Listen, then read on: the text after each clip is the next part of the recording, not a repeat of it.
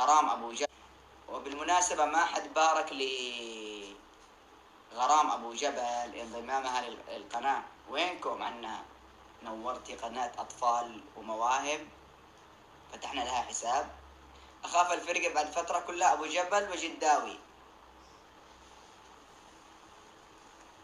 تخيلوا جم ثنتين جداوي مع ليلى. مشكلة والله. بالمناسبة غرام تحتاج التشجيع. ما أبغى أقول التفاصيل ليه، ما هو عشانها أبو جبلية، لا لا لا، تحتاج تشجيع. ويمكن الكنترول عارف وأنتم حتعرفون بعد فترة. يعني وقوفكم معها واجب بصراحة. ليه؟ يعني في تفاصيل كثيرة. طبعا هذه البنت يعني أكثر تفصيلا إنه هي اللي والدها ابن عمي اللي توفي قبل حوالي شهر تقريبا أو أكثر. فهذه تحتاج منا إحنا نشجعها وتكون معنا وتكون قوية من البداية. فنبغى الكل معها تستاهل وتحس إن جمهور أطفال ومواهب سند. في قصة يعني كيف خطرت فكرة انضمامها للفرقة.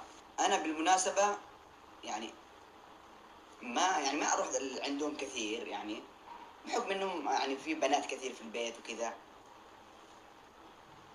ما توقعت، كنت أسمع غرام بس توقعتها كبرت كبيرة.